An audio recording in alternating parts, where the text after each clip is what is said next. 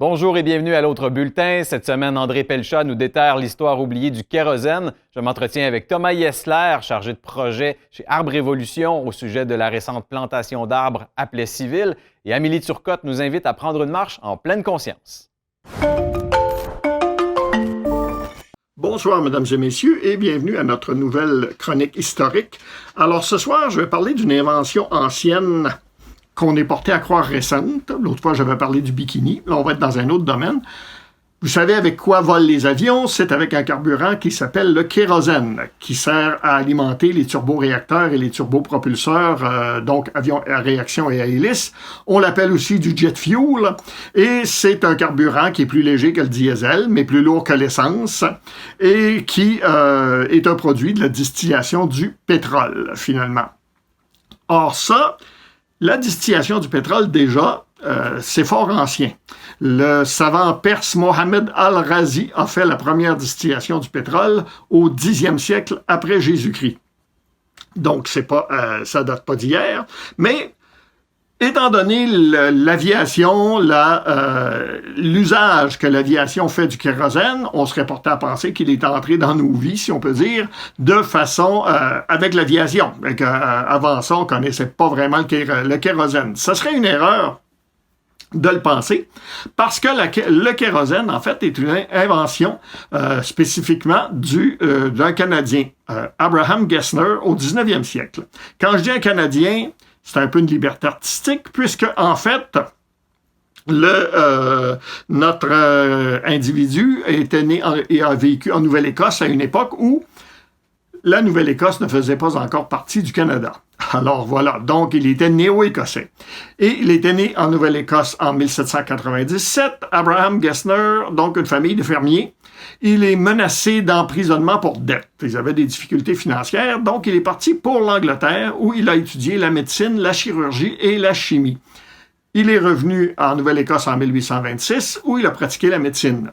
Mais en à côté, continue à faire s'est intéressé à la géologie. Grande promenade en canot à travers la Nouvelle-Écosse, examine les roches, etc. S'intéresse aussi à la chimie et fait quelques publications, devient un peu connu. Ça lui vaut donc on lui offre en 1838 le poste de géologue provincial du Nouveau-Brunswick. Il déménage donc au Nouveau-Brunswick. Là, il donne des conférences au Mechanic Institute de St. John's. Les Mechanic Institutes, c'était des endroits où on donnait finalement des cours aux adultes, des genres d'éducation populaire. Alors, et il se concentre sur la distillation du pétrole et du charbon, et il va inventer un nouveau gaz, un nouveau produit qu'il va appeler le kérosène. Et comme ça brûle beaucoup mieux que l'huile, la traditionnelle huile de charbon à lampe, il va suggérer qu'on en fasse le gaz d'éclairage. Et en 1850, il va fonder une compagnie qui va installer l'éclairage au kérosène à Halifax. Grande première. Il va vendre des lampes au kérosène, etc. aussi. Il va fonder des usines dans l'État de New York, va publier des traités sur la fabrication et les propriétés du kérosène. Ça va s'avérer peut-être une erreur. Il va un petit peu trop en dire dans ces traités, parce qu'on serait porté à penser que quelqu'un qui est dans les industries des hydrocarbures va devenir un magnat du pétrole et va devenir très riche. Ben non, parce que des compétiteurs vont lui disputer ses brevets et il va être obligé de passer beaucoup de temps et d'argent en cours à défendre ses brevets. Il va en sortir complètement ruiné et va décéder pauvre en 1864 en Nouvelle-Écosse. L'héritage d'Abraham Gessner, c'est le kérosène qui fait voler tous les avions pratiquement aujourd'hui. Bien sûr, aujourd'hui, le kérosène est contesté parce que, comme tous les hydrocarbures, c'est un gaz très polluant. Il va créer beaucoup de gaz à effet de serre, mais pour l'instant, l'aviation ne peut pas fonctionner autrement qu'avec du kérosène. Mais il faut dire aussi que par les temps de pandémie qui courent, l'aviation fonctionne pas mal moins qu'elle fonctionne en temps normal. Alors voilà, c'est notre petite chronique historique pour ce soir. Thomas Yesler, bonjour. Bonjour. Merci d'être avec nous. Alors, toi, tu es agent de développement pour la coop Arbre Évolution. C'est quoi le mandat de votre coop? On a plusieurs mandats, mais moi, je m'occupe principalement du reboisement social. OK. Et le reboisement social, ça consiste en quoi exactement? Alors, c'est un programme qu'on a développé avec Arbre Évolution qui consiste à relier des entreprises, des festivals, des particuliers qui veulent compenser leurs émissions de gaz à effet de serre Oui. avec des municipalités qui veulent reboiser leur territoire. D'accord. Puis comment est-ce que vous les choisissez, ces municipalités-là? Est-ce que c'est elles qui vous approchent? Nous, on fait 2 appels de projets par année, un au printemps puis un à l'automne. Puis on fait que les municipalités remplissent un formulaire, puis nous suggèrent un reboisement chez eux. Nous, après avoir sélectionné les municipalités les plus intéressantes, on se déplace, on les visiter, puis voir le potentiel de reboisement. D'accord. Puis là, tout récemment, vous avez choisi la ville de Plessisville, si je comprends bien. Vous êtes allé planter, je crois, c'est 1500 arbres? Oui, 1510 arbres. Oh, quand même! Oui.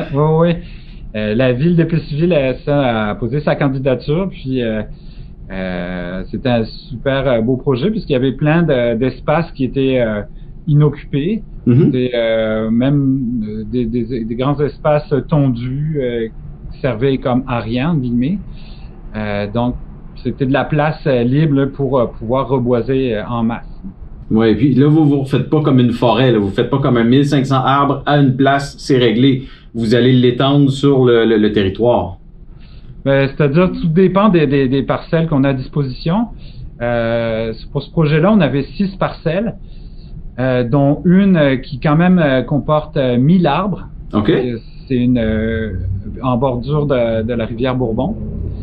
C'est vraiment un grand espace, il y a de la place. Il y en a une autre parcelle avec 200 arbres, puis sinon des arbres de plus gros calibre dans le parc de la rivière Bourbon qu'on a pu placer. D'accord. Et puis, ces arbres-là, exactement, c'est pas des arbres matures que vous plantez. Ça va être probablement des plus petits pour qu'il y ait de l'espace pour grandir. Oui, les arbres qui rentrent dans le programme de reboisement social, c'est des arbres qui sont financés par ce programme-là. Donc, la municipalité n'a pas de coût avec ces arbres-là. C'est des petits formats, c'est des arbres qui ont 2 ans environ. Voilà. Puis, mais il faut pas s'inquiéter. C'est des arbres qui poussent vraiment plus vite, quasiment, je dirais, qui s'implantent mieux que les arbres de plus gros calibre. Ils sont plus petits, ils ont moins d'efforts à fournir à l'implantation. Souvent, on voit même qu'ils les rattrapent par après. Puis dans le cas de Plessisville, c'est combien de différentes espèces d'arbres que vous avez plantées? On a planté beaucoup d'espèces variées. Là, moi, j'ai ma liste avec moi. Là. On a planté de l'érable à sucre, du mélèze laricin, du peuplier, de l'épinette, des ormes, des chênes, des bouleaux, du pin blanc. Fait que, on a voulu vraiment une diversité, puis ça, c'était une demande de la municipalité, de l'horticulteur de la municipalité qui voulait avoir une diversité d'arbres pour aussi trouver ça plus beau que, mettons, juste des épinettes. Mais est-ce qu'il y a plus que la fonction d'être juste beau, d'avoir une variété d'essences? Ça amène à une biodiversité plus intéressante, c'est sûr, là, ça crée des milieux naturels. Fait que si on voit une forêt juste d'épinettes, on se rend bien compte que ça crée comme vraiment de l'ombre en dessous. Si on met juste du résineux, c'est une chose, ça change l'environnement. Là, fait que d'avoir plusieurs sortes, on retrouve quelque chose comme plus naturel, là, comme nos forêts. Là, avec des résineux qui côtoient des feuillus, puis toutes sortes des centres de résineux et de au travers. Donc, fait que c'est plus de biodiversité, en fait, le but. Oui. Et puis, si d'autres municipalités voudraient emboîter le pas à Plessisville, ce serait quoi le procédé? Ils ont juste à aller sur le site Arbre Évolution, puis remplir le formulaire de demande.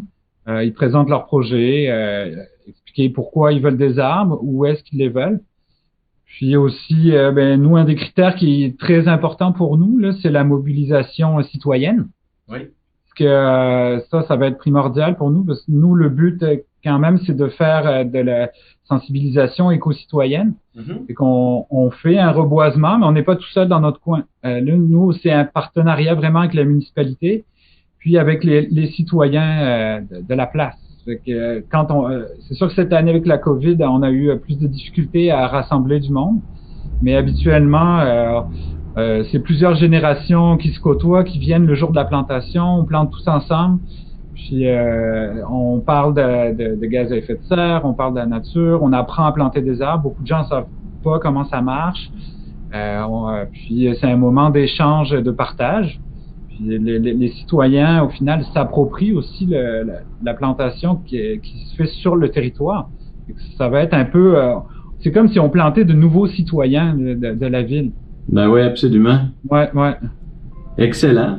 Ben, merci beaucoup pour cette entrevue. On invite les citoyens à aller faire un tour sur votre site et les municipalités aussi à s'intéresser aux plantations. Thomas, merci beaucoup. Ça me fait plaisir. J'ai envie de vous proposer une expérience, soit la marche en pleine conscience. J'arrive de marcher, puis au début de ma marche, je me suis observée être dans mes pensées, à réfléchir à la séance de yoga que j'allais enseigner tout à l'heure. Puis, quand je m'en suis rendu compte, je me suis ramenée dans le moment présent, puis je disais, mon intention, c'est de prendre du temps pour moi, pour marcher, être en pleine présence à tout ce qui est. Alors, je me suis ramenée. Donc, c'est l'expérience que je vous propose. Donc, d'aller marcher, puis d'avoir cette intention d'être dans l'accueil de tout ce qui est, puis de vous ramener dans l'instant présent. Quand je me suis ramenée dans mon instant présent, tout de suite, j'ai entendu les oiseaux qui étaient là, même avant que je me décide de les écouter. Mais ils étaient là, puis ils m'ont ramené dans le moment présent.